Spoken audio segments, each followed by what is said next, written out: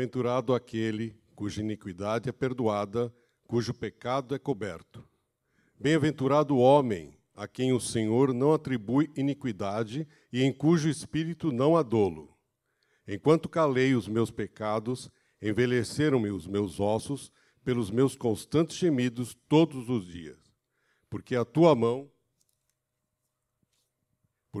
mão pesava dia e noite sobre mim, e o meu vigor se tornou em sequidão de estio. Confessei-te o meu pecado, e a minha iniquidade não te mais ocultei. Disse: confessarei ao Senhor as minhas transgressões, e tu perdoaste a iniquidade do meu pecado. Sendo assim, todo homem piedoso te fará súplicas, em tempo de poder encontrar-te. Com efeito, quando transbordarem muitas águas, não atingirão. Tu és o meu esconderijo. Tu me preservas da tribulação e me cercas de alegres cantos de livramento. Instruir-te-ei e te ensinarei o caminho que deves seguir, e sobre as minhas vistas te darei conselho. Não sejais como o cavalo ou a mula, sem entendimento, os quais com freios e cabestos são dominados, de outra sorte não te obedecem. Muito sofrimento terás de curtir o ímpio, mas o que confia no Senhor, a misericórdia o assistirá. Amém. Alegrai-vos no Senhor, regozijai-vos, ó justos, exultai vós todos, que sois retos de coração. Amém. Obrigado. Vamos fechar os nossos olhos, levantar a nossa mão e vamos orar juntos. Ora comigo o que eu vou dizer. Pai, em nome de Jesus, ajuda-me a viver nesta terra sem culpa. Ajuda-me a compreender o princípio da Tua palavra, a fim de poder nesta terra não só ser livre, mas levar muitos a serem livres. Em nome de Jesus. Amém. Pode dar um aplauso a Jesus e sentar-se. Para todos os que estão online também, sejam bem-vindos. E é tão bom estar neste lugar, é tão bom ouvir a palavra. E queria, irmãos, falar como é importante, como é possível haver uma felicidade na nossa vida sem culpa. Porque muitas vezes a nossa vida é composta com muita culpa. Culpa por tantas coisas erradas que ao longo da vida fizemos. E nós precisamos de compreender quem pode trazer uma felicidade plena, quem pode trazer uma alegria completa à nossa vida e quem pode anular a nossa culpa. No poder jurídico, a culpa ela é paga com uma sentença que precisa de ser cumprida. Alguém que comete um delito, um crime, é julgado, podendo ter um advogado de defesa, podemos ter testemunhas contra ou a favor, mas existem duas verdades no poder jurídico. A primeira, o culpado confessa, quando ele confessa arrependido do seu crime, a pena será minimizada, será atenuada, porque um criminoso, uma pessoa que praticou um crime, praticou um delito, mas que confessa o delito, ele encontra no juiz mais alguma benevolência para poder viver uma culpa, ou melhor, para poder pagar uma sentença um pouco mais leve. Mas o culpado não confesso e detectado como culpado, sem dúvida que a sua pena irá ser maior, irá ser mais rígida. Conosco, com a nossa vida, a nossa culpa, o nosso pecado nos condena. E não temos qualquer condição de encontrar soluções para nos tornar inocentes. A nossa culpa é nossa culpa. E não conseguimos ter um advogado de defesa para nos libertar. De acordo com o poder jurídico, ninguém nos consegue defender, porque todos somos culpados. De acordo com o princípio bíblico. Ninguém nos defende. Temos até, e há bocado eles não sabiam o que eu ia falar, estávamos ali a conversar no café, temos até alguém que nos ataca, que nos acusa de forma grandiosa. E estou a falar do nosso pecado, estou a falar do nosso crime contra o próprio Deus. Deus encontra em nós culpa. culpa que, de acordo com o salmista, nosso pagamento era caríssimo, não daria para pagar. Todos os recursos da humanidade seriam insuficientes para salvar uma alma. Mas a Bíblia diz que se levantou para nós não só um advogado de defesa, como alguém que pagou de uma forma incrível a nossa culpa, para que possamos viver sem culpa. A nossa culpa, o nosso pecado, os nossos crimes espirituais e até os da terra, eles são perdoados, são libertos, porque temos sem dúvida alguém que não foi o vizinho do lado, não foi uma testemunha falsa, foi alguém que não só nos defendeu diante do juiz, como também nos trouxe uma libertação plena ao ponto de nos tornar inocentes. É incrível. O plano da redenção, o plano da salvação é algo extraordinário que é preciso nós compreendermos para darmos valor à nossa salvação. Na sexta falámos sobre a diferença do amor e a diferença da compaixão que deve haver em nosso coração. Deus nos mandou amar acima de todas as coisas a Deus, mas também nos mandou amar o próximo como a nós mesmos.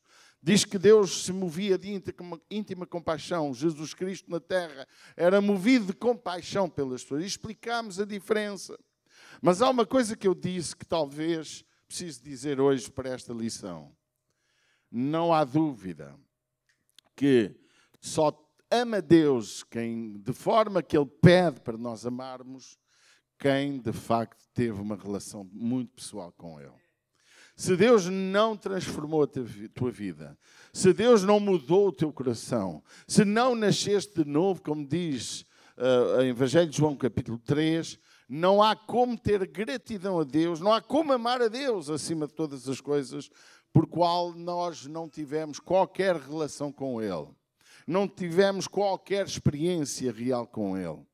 É importante nós compreendermos e fazermos uma análise se a nossa vida está liberta da culpa ou se ainda sentimos a culpa.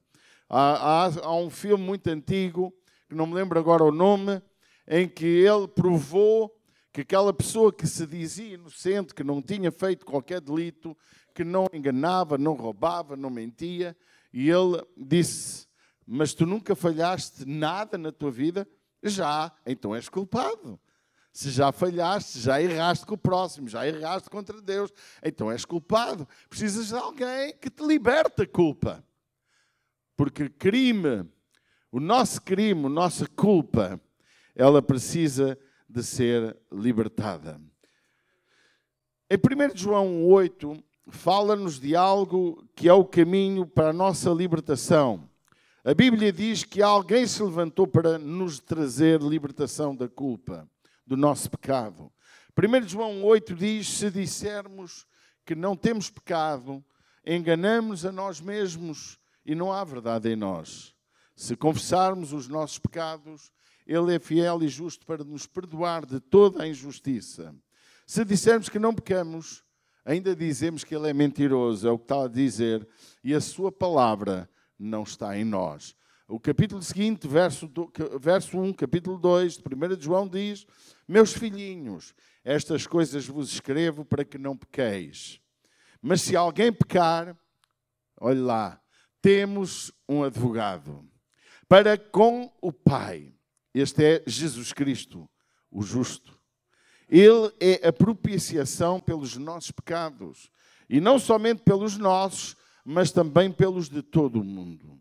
Romanos 3, 25 declara: ao qual Deus propôs para propiciação, pela fé no seu sangue, para demonstrar a sua justiça pela remissão dos pecados dantes cometidos, sob a paciência de Deus, para demonstração da sua justiça, neste tempo presente, para que Ele seja justo, não só justo, mas justificador, daquele que tem fé em Jesus. Para vocês entenderem, nós somos culpados. De acordo com o texto, nós pecamos e pecamos sobre a paciência de Deus. Deus foi paciente com o homem. Quando Adão e Eva pecou, Adão e Eva foi culpado. E ele precisou de Salvador. Salvador que se projetou milénios mais tarde através da vida e obra de Jesus Cristo. Mas o que é mais incrível é que a Bíblia fala que nós precisamos de alguém, o advogado, para nos defender. O plano jurídico que nós temos hoje, ele é inspirado na própria Bíblia. A Bíblia é um livro que contém de uma forma muito interessante o Código Civil, o Código Penal, o Código Civil para a família, a forma da família se tratar, as questões de crime, as questões de roubo, tudo está plantado, plasmado nos livros sagrados, nos 66 livros que compõem o nosso texto sagrado. E é interessante que temos um advogado, diz 1 João, um advogado, e ele explica, é Jesus, é esse advogado perante o Pai. Pai é o juiz, o Filho é o advogado. Mas temos uma característica no Filho, que ele não só foi advogado de nos defender, para nos tornar inocentes, como ele pagou a culpa do nosso próprio pecado. A Bíblia diz que todos pecaram, todos, diga comigo, todos pecaram e destituídos estão da glória de Deus. Ou isto é, todos pecaram e ficaram separados de Deus. E nós precisamos de compreender que a nossa salvação só é efetiva se verdadeiramente começarmos a perceber que é necessário nos arrependermos do nosso pecado. A nossa culpa, se ela não é confessada, não só nos destrói, como nos enfraquece. Pastor, mas eu já aceitei Jesus. Eu sei. Mas também João dizia, e João, considerado discípulo com muito amor, ele continuava a insinuar algo incrível da nossa vida. Se dizemos que não pecamos, somos mentirosos e não há verdade em nós. Mas há uma capacidade na nossa vida, que é a capacidade de clamar por perdão para alcançar a libertação da nossa culpa. Eu gosto muito de pensar como Deus é paciente. A Bíblia mostra que o pecado não confessado enfraquece-nos. Martin Henry, inglês do século XVII e também um bocadinho do XVIII, morreu em 1714, ele escreveu algo sobre o Salmo 32, que ele disse que, ele destaca de forma incrível que mostra como o pecado oculto pode causar profunda dor e enfraquecimento, mas que a confissão traz cura e restauração espiritual. Ele se inspira neste salmo a dizer isso, e nós temos aqui o verso número 13: enquanto eu me calei, envelheceram os meus ossos pelo meu bramido todo o dia. Há muitas pessoas que hoje vivem doentes, com angústias profundas. Há pessoas que vivem como cristãos, inclusive. Porque, irmãos, para mim o inconvertido, o ímpio, a pessoa que não tem Deus, a pessoa que nunca conheceu Deus, no dia que recebe Jesus, ela transforma-se o seu interior. É o que digo, como termina o salmo: alegrai-vos no Senhor. Porquê? Porque a culpa foi embora. E a igreja precisa de viver sem culpa. A nossa vida precisa de viver sem culpa. Uma pessoa que vive sem culpa é uma pessoa feliz. Uma pessoa que se sente livre dos seus pecados é uma pessoa feliz. Eu partilhava com alguém nesta semana, uma senhora conversando comigo um bom bocado ao telefone. Ela falava, nós precisamos de viver sem culpa. Porque, irmãos, nos sentimos culpados de tanta coisa. É mentira o que eu estou a dizer? Sentimos tanta culpa muitas vezes, mas quando eu confesso o meu pecado, e eu gosto de pensar como Davi, e isto é inspirado no momento, de acordo com alguns teólogos, eles acham que Davi, este salmo se localiza muito próximo do 51, em que Davi confessa o seu pecado, está tão magoado com o seu pecado, está tão triste porque a presença de Deus se ausentou dele, e ele confessa que aqui ele dá uma abertura. Há quem diga que isto foi do tempo em que ele adulterou, que ele cometeu o crime de sangue, inclusive levando o marido daquela senhora com quem ele adulterou, Betseba, a ser morto na fileira da guerra em defesa de Israel.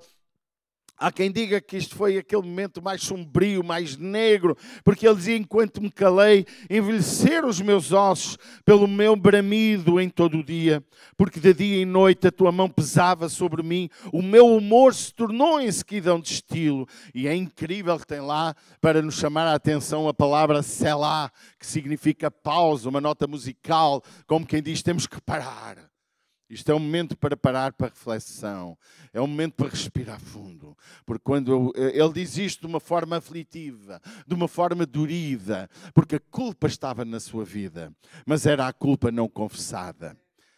Diz a Bíblia que chegou o profeta Natã diante dele e lhe chama a atenção e lhe conta uma parábola em que ele era o autor da própria parábola. E nós, irmãos, temos que compreender como é que está a nossa vida em relação à nossa culpa. Será que eu já confessei o meu pecado para ser livre da culpa?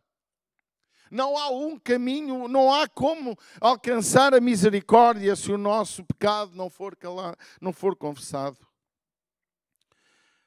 Em Romanos 10:9 declara algo muito lindo que nos mostra o caminho para e as várias áreas de que precisamos de compreender para alcançar uma libertação plena. Romanos 10:9 diz, a saber, se com a tua boca confessares ao Senhor Jesus e em teu coração creres que Deus o ressuscitou dos mortos, serás salvo. Se eu tenho que confessar o meu pecado, eu também tenho que confessar quem é Jesus. E parece que o caminho da salvação, da libertação, está muito fácil. É só confessar com a nossa boca o Senhor Jesus. Mas não é tão fácil assim. Porque isto é uma vida a confessar Jesus. É a tua declaração diária do amor dele. Por isso, irmãos, que eu não consigo amar a Deus com todo o meu coração, com todas as minhas forças, com todo o meu entendimento, se eu não compreender que ele levou sobre ele a minha culpa. Se eu não sinto gratidão, você nunca será grato a ninguém que não conhece. Você nunca será grato a ninguém que não tem relacionamento. Que não sentiu que fez nada por si. Você vai ser grato por alguém que você desconhece, que nunca fez nada por si?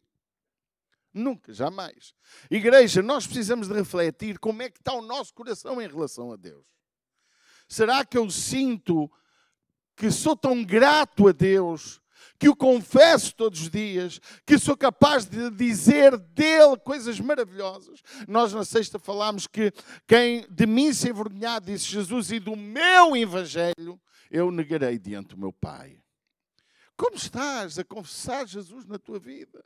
Que cristianismo é o teu? Será que tu vives a vida só ao culto maravilhosamente, gostosamente? Vens aqui, estás aqui, mas a tua vida é concentrada em ti própria e não te preocupas em confessar Jesus.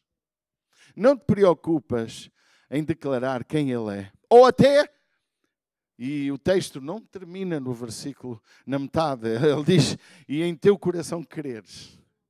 Isto significa que não é só teoria, não é só conversa da treta.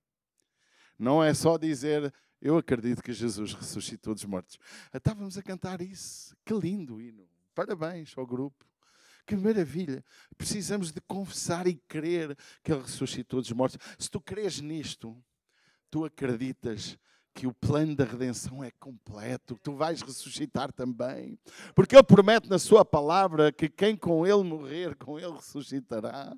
Ele até nos dá a simbologia do batismo nas águas, em que o depósito, nosso corpo profundando na água, sendo afundado na água, e quando se levanta, simboliza a morte para uma vida velha, a ressurreição para uma vida com Cristo, simboliza a sua morte e a sua ressurreição.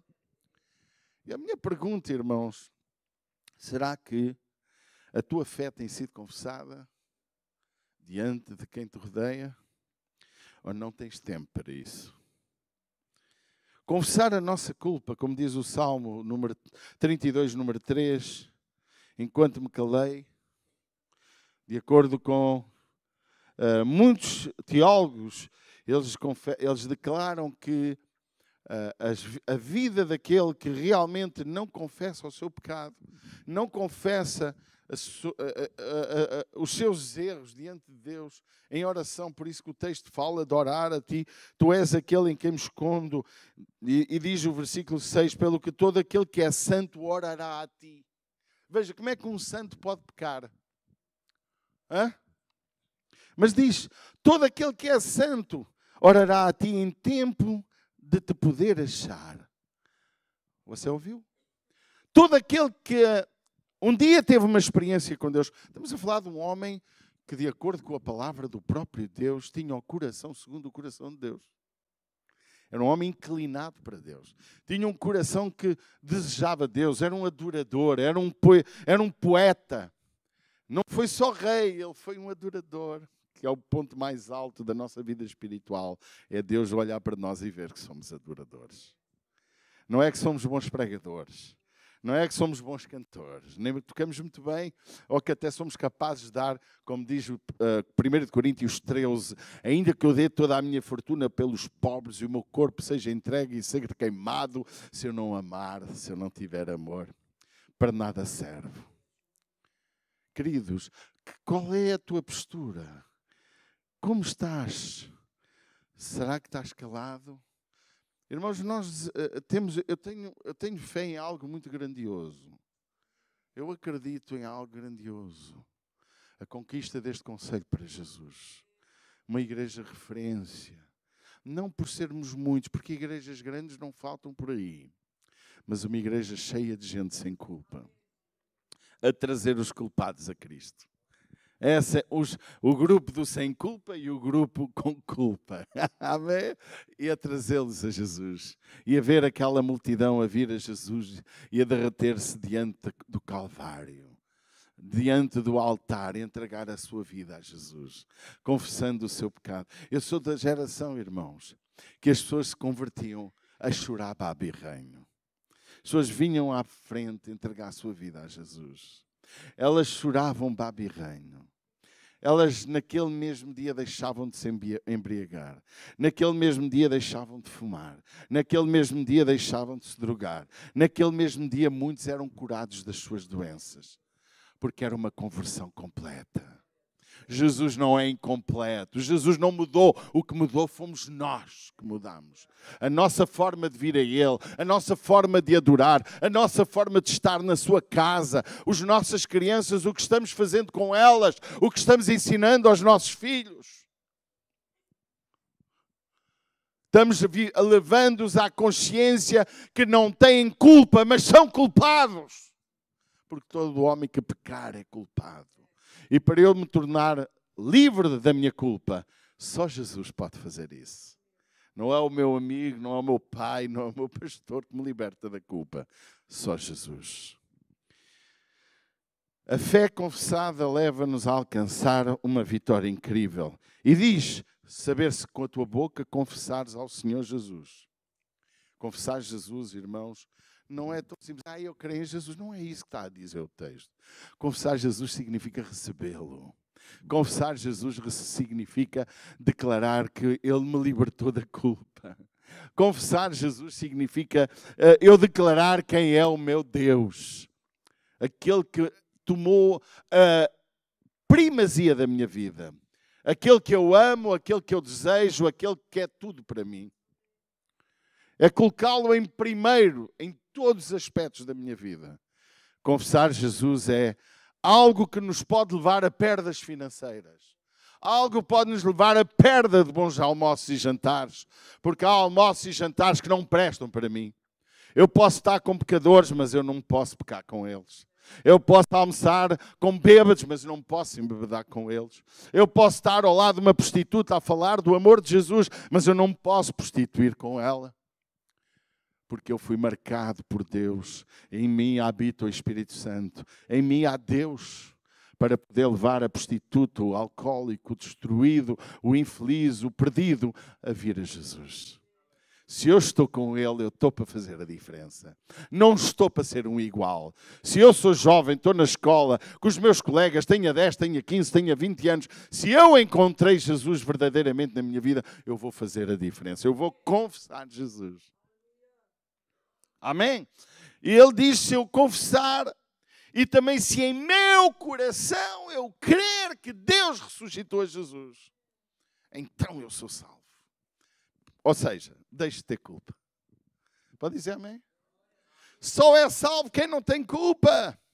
A Bíblia diz que nós somos purificados pelo seu sangue. As nossas vestes foram lavadas no sangue do Cordeiro. Em Apocalipse diz que os grandes anciãos que chegaram, eram 24, ofereceram as suas coroas ao Senhor. Porquê? Porque eles tinham lavado a sua vida no sangue do Cordeiro. O sangue que purifica de todo o pecado. O sangue que me liberta de toda a culpa. Então, meus irmãos, o outro aspecto importante é o confessar a minha culpa. E Davi fala isso. Precisamos de ver porque é que o nosso silêncio, com o silêncio de Davi, este silêncio era a ausência de falar com Deus. Seu silêncio, gostei muito da tradução do Nabi, porque ela, se puder abrir e reler, alguém liga no microfone, porque ele explica melhor o verso 3 do que a minha tradução. E ele vai ler de novo o versículo 3, como é tão importante o versículo 3. Enquanto calei os meus pecados, envelheceram os meus ossos pelos meus constantes gemidos todo dia. Incrível, ou seja, a nossa tradução, a de João Ferreira de Almeida, mais antiga, diz: enquanto me calei, envelheceram os meus. Mas não explica o que é o calar. Aqui explica que este calar é o meu pecado. É o confessar do meu pecado. Gente, hoje, irmãos, houve um tempo na igreja onde eu fiz parte, que eu amo muito, a Assembleia de Deus, e eu era triste ver as pessoas que pecaram, que foram excluídas, tinham que vir à frente e pedir perdão publicamente. Tinham que pedir perdão. Era uma humilhação pública. Era nos cultos de ceia, que eram restritos aos membros, e era algo que me faria ver como a igreja parecia um lugar de acusação, de penalização, em vez de ser um lugar de acolhimento, um lugar de restauração. Mas, irmãos, era feio. Mas olha que também só vinha quem se arrependia mesmo. Entende o que eu estou a falar? É que não confessava só o seu pecado diante de Deus, era também diante dos homens. E eu não gosto disso, nem faço isso. Não consigo fazer isso. Porque o meu Jesus, se eu pecar contra A ou B, eu devo pedir perdão. A esse A e B. Mas publicamente, eu devo encontrar nos meus irmãos uma palavra de conforto, porque a dor de ter falhado já nos chega. Quanto mais depois de falhar, ser acusado, viver, olharem, olha, aquele fez isto, aquele fez aquilo. Vocês entendem o que eu estou a falar? Mas há uma coisa incrível. Davi reconheceu: enquanto eu me calei. E este calar dele é o que diz o versículo 6. O justo orará a ti. Não é que Davi fosse justo neste tempo, mas ele tinha um coração que conhecia Deus. E quem prova o amor de Deus não consegue viver sem ele. Quem experimenta o perdão de Deus não consegue viver sem ele. Por isso Davi no Salmo 51 ele diz: Deus tem misericórdia de mim. Torna a dar-me essa alegria que vem da tua salvação. Porquê? Porque ele estava tão aflito. Os meus filhos iam achar graça, eu cair. Eles estavam tão aflitos, ele estava tão dorido com o seu pecado, que perdeu a sua salvação. Torna a dar-me alegria, porque ele já não tinha. Há muita gente muito, muito triste. Só se alegra com coisas supérfluas. Só se alegra com coisas sem valor. E nós precisamos, irmãos, de ver realmente quem nos pode libertar da culpa. A culpa só Jesus pode libertar. De tal maneira que mesmo que tu peques contra o teu irmão, se tu lhe pedires perdão e ele não libertar perdão, o problema é dele. É problema dele, não é teu mais. Mas nós precisamos de compreender isto. Só há um caminho para a nossa libertação, é confessar o nosso pecado. E como já lemos, 1 João 8, se dissermos que não pecamos, nos enganamos a nós próprios. Mas se confessarmos, Ele é fiel e justo para nos perdoar. Davi compreendeu esta verdade. Verso número 5, ele diz: confessei-te o meu pecado. Olha o verso 5. Confessei-te o meu pecado. E a minha maldade não encobri. Dizia eu: confessarei ao Senhor a minha transgressão. E tu perdoaste a maldade do meu pecado. Oh, meu Deus, que coisa maravilhosa. Eu saber que eu não dependo de ti para encontrar perdão. Saber que eu não dependo de ninguém para encontrar o perdão do meu pecado. Eu posso ter errado contra alguém, mas se eu me arrepender, se eu clamar por perdão, mesmo que esse alguém não me perdoe, ele perdoa-me. Porque ele tem a chave do inferno e dos céus. Tem a chave da vida e a chave da morte. Ele é o Rei dos reis, o Senhor dos senhores. É aquele que tem o poder para fazer o que ele quiser. E eu sei, irmãos. E Davi aqui, ele reconhece, não é?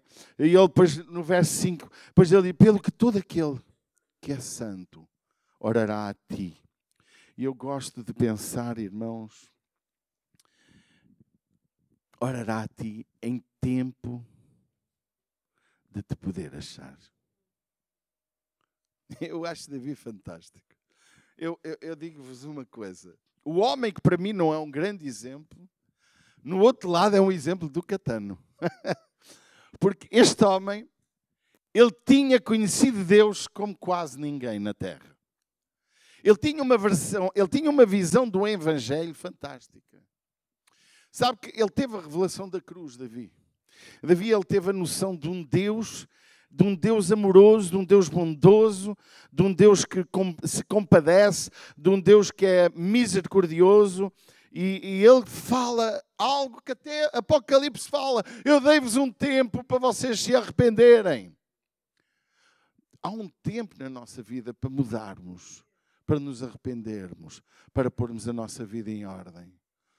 Por isso, que visão que Davi tinha do seu Deus. Ele não tinha visto Jesus, mas ele já compreendia. Por isso que ele declara coisas incríveis. Meus irmãos, olha, quando eu olho para Davi, eu vejo um homem que depois de ter feito as asneiras que fez, ele conhecia tão bem Deus que sabia que se viesse a ele o perdoava. Mas ele também sabia que não podia vir a ele com hipocrisia, mas com sinceridade. Ele sabia quem era Deus. Ele conhecia Deus pelo seu poder, conhecia Deus pelo seu amor, conhecia Deus pelo seu perdão e conhecia Deus pela restauração que Ele faz em cada um de nós. Ele é como o filho pródigo, Davi. Ele sabia que se podia esconder em Deus. Veja, a seguir ele começa... Tu és o lugar onde eu me escondo. Olha o versículo 7. Tu és o lugar onde eu me escondo. Ou seja, ele sabia como chegar a Deus. Irmãos, tu podes saber muito desta vida. Podes saber como fazer uma casa. O nosso Lázaro ali faz casas em aço leve. É uma cultura de construção que em Portugal está a ganhar muita força. O nosso Danilo sabe como cortar um cabelo e fazer uma boa barba, não é? E também percebe muito de vidro, dizem alguns, que trabalhou numa empresa de vidros. A gente pode saber muito sobre psicologia, sobre até teologia, sobre muita coisa. Mas tu tens que saber onde podes esconder. E eu permito-me dizer-te, quando ele diz isto, ele diz, olha, o lugar do meu refúgio, olha o que diz, verso 7, tu és o lugar onde eu me escondo. Tu me preservaste na angústia, tu me cinges de alegres cantos de livramento. Ou isto é, ele sabe quem é Deus. O Deus onde ele se pode esconder. É o Deus onde tu podes chegar perto e dizer, Pai, tem misericórdia de mim. Pai, eu pequei, eu errei. Só fiz o que... Olha o que Davi diz, chega a dizer, só fiz o que parecia mal aos teus olhos. O meu pecado está sempre diante de mim. Contra ti, somente pequei. E, irmãos, é qualquer coisa de profundo. Mas ele reconhece que em Deus se pode refugiar. O teu refúgio não pode ser no álcool, não pode ser no dinheiro, na tua fama, no comes e bebes. O teu refúgio não pode ser nos prazeres e nas amizades.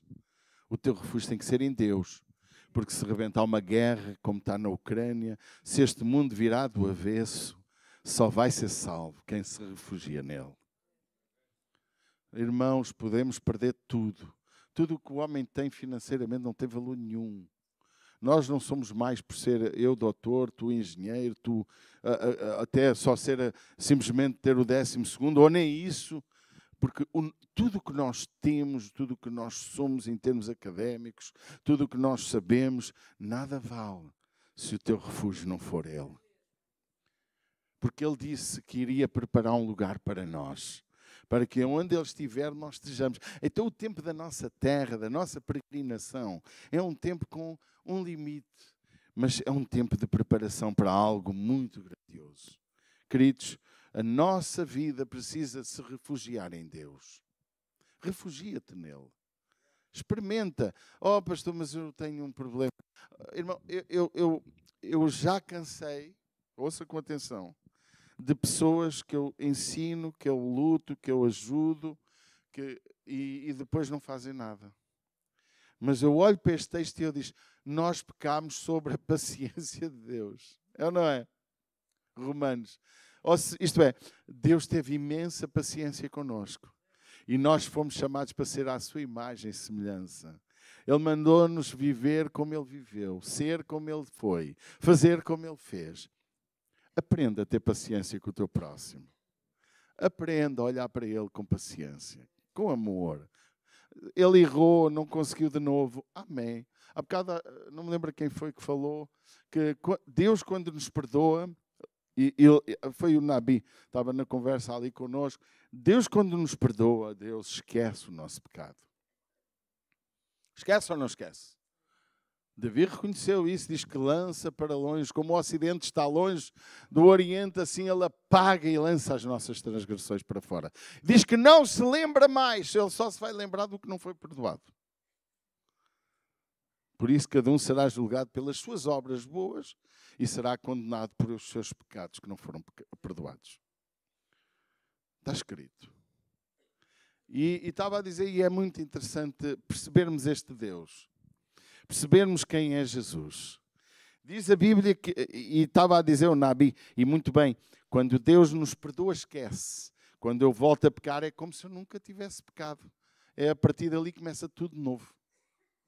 E eu a reforcei. Por isso que a Bíblia diz para perdoarmos o irmão 70 vezes 7. Mas só que nós, como não somos Deus, lembramos do que Ele nos fez há 15 anos, o que fez ontem, fez hoje. E temos dificuldade em estar sempre a perdoar a pessoa que erra connosco.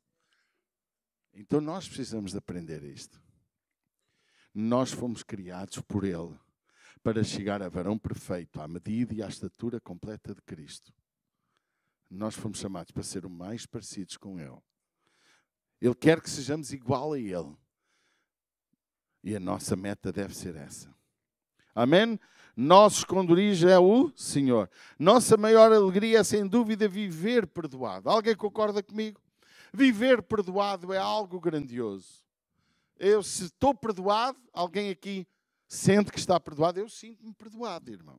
Eu sou um homem extremamente feliz. Tenho os meus momentos de irritabilidade, os meus momentos que me apetece matar todo mundo, tenho os meus momentos parvos também, estúpidos, que me apetece pecar e fazer errado, mas eu sinto que Deus é meu amigo, muito. Olha, Ele antevê tudo o que eu vou fazer.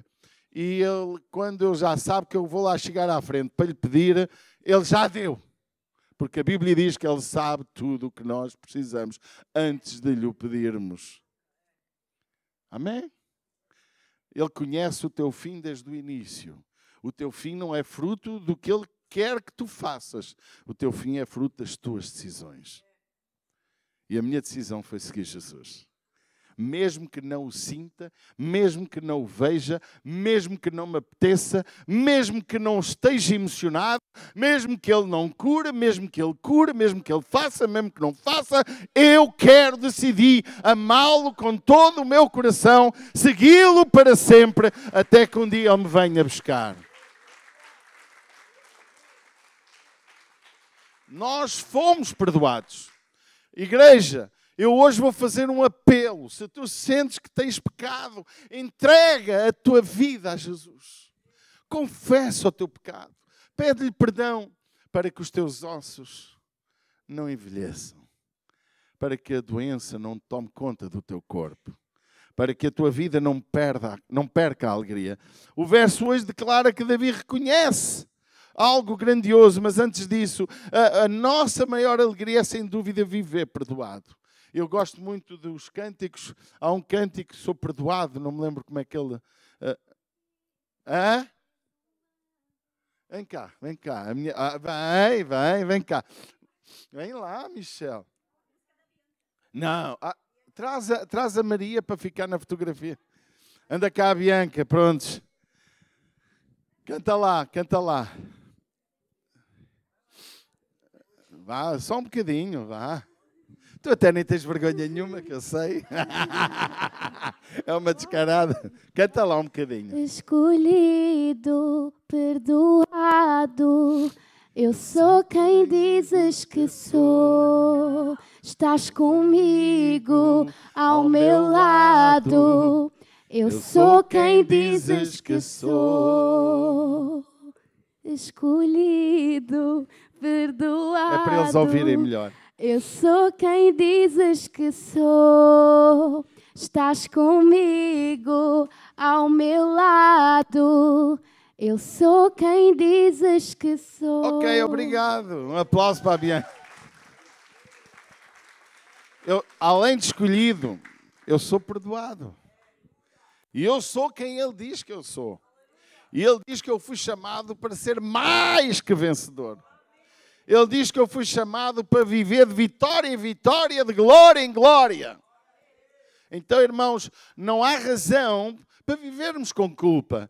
Só vive com culpa quem não se arrepende do seu pecado. Só vive com culpa quem não confessa o seu pecado. Nós precisamos de entender isto. E isto fará com que sejamos uma nova criatura. Se fará com que vivamos de uma forma maravilhosa. Se nós percebermos isso. O grande segredo para a nossa vida, irmãos, é sem dúvida viver sem culpa. Confessando, lutando para ter um coração sincero e puro, como ele declara, que devemos ter um coração puro, pode dizer amém, e deixar-nos instruir. Não queria terminar sem nós falarmos do verso número 8, em que ele declara: instruir-te-ei, ensinar-te-ei o caminho que deves seguir, guiar-te-ei com os meus olhos. Eu gosto disto, gosto muito disto, porque é o que eu digo, Davi conhecia Jesus, sem ele ter nascido. Não é? Quem é que ele sabe que Jesus disse: eu sou o caminho, eu sou a verdade, eu sou a vida. Davi é antes do próprio Isaías, que teve a visão do Messias de uma forma diferente da dele, para nos trazer uma imagem completa de quem é Jesus. Instruir-te-ei no caminho que deves seguir. E irmãos, quem é liberto da culpa tem paixão por aprender. Tem paixão por ler esta palavra que transforma a nossa vida. Tem paixão por caminhar. E ele diz: guiar-te-ei com os meus olhos. Eu gosto muito disso. Sabe porquê? Que um filho percebe o olhar do pai. E o pai percebe o olhar do filho. Ou não percebe? E se Deus guiava, e se ele entendia que Deus podia guiá-lo com os seus olhos, significa que ele estava perto. Ele estava com. E nós fomos chamados para ter Deus em nossa vida. Não é Deus na teoria, Deus no conhecimento só. É algo muito mais. É Deus na intimidade. Precisamos ser guiados. Por isso precisamos de aprender. Aprendei de mim que sou manso e humilde de coração. O Salmo número 1 declara: como purificará o mancebo, o jovem, o seu caminho. E a Bíblia diz: observando conforme a palavra do Senhor. E então nós precisamos de compreender isto. Como podemos, irmãos, ser conduzidos? Como podemos viver uma vida encostado, cheio de Deus, observando a sua palavra? O apelo nesta manhã é para nos alegrarmos. O verso de número 11, por favor, pode pôr. Ele é maravilhoso, ele diz que: alegrai-vos no Senhor e regozijai-vos, vós, os justos, e cantai alegremente, todos vós que sois retos de coração. Eu acho que a maioria de vocês não percebe o que está escrito. Quem são os justos? Diga para mim. Quem é justo aqui? Há aqui justos? Levanta a mão quem se sente justo. Irmão, justo é todo aquele que vive sem culpa. Justo é todo aquele quem Deus perdoou os seus pecados. Justo é todo aquele que, como ele diz, tem um coração reto. Isto é, mesmo às vezes metendo o pé na poça, a pessoa consegue ter um coração a puxar para a palavra do Senhor.